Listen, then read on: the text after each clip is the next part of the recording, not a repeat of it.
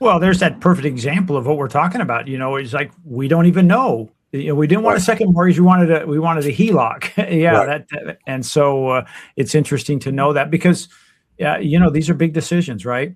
Very much so. Yes. As we're Well, going to show.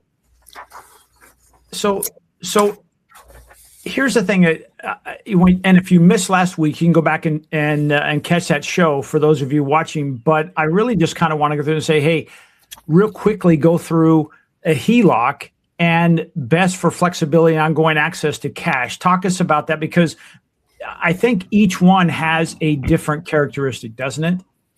Exactly right. So yeah, I think it'd be great. Let's go ahead and get into that a little bit. Um, okay, so the thing to know about a HELOC is it shows here best for flexibility and ongoing need for cash. Now we have HELOCs that offer a 3-year draw period. We can also arrange a HELOC where you will have a 10-year draw period. So that's your period ongoing to access your cash. Now, Art, So the can I ask you idea, a question? Can I yeah, ask you go a ahead. question okay, so just again, for those people who may not be savvy to this, when you say draw, what does that mean? Well, what it means is you're requesting to take some money out of the line of credit and spend it on whatever you want. In fact, the way to think about it, the sort of the analogy I urge homeowners to think of, which can be dangerous, by the way, is think of a HELOC as a credit card secured by your house, because a HELOC essentially works the same way as a credit card.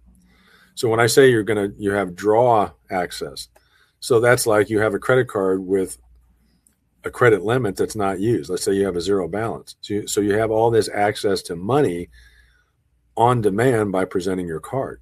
So when Mm. you're drawing against your HELOC, it's like you're presenting your card, to the bank, and you're drawing money out of your line of credit that's on your house to get the cash you need for whatever it is you want to spend it on. So that's what I mean by the draw. So then that's the point, is the HELOC, therefore, you're going to have a credit line that's like your loan amount. That's your maximum amount you can access for that loan. That's the maximum amount you're approved for to draw against. And then you just draw that money as you need to during the draw period. So yeah, so when you think about it, with that kind of structure, what is it going to be best suited for? Well, I can give you some ideas. Any kind of significant renovation on your home. That's a very common use for a HELOC, especially if the renovation is going to be somewhat ongoing over a relatively long period of time. That way you're just drawing on it as you're going through your project. Sometimes just for reserves. Some folks just want a line of credit in place essentially as cash reserves.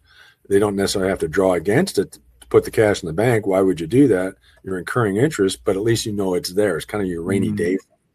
But getting a HELOC these days are sort of an obstacle to getting to that point of enjoying it that way, which I can describe later on or at another time.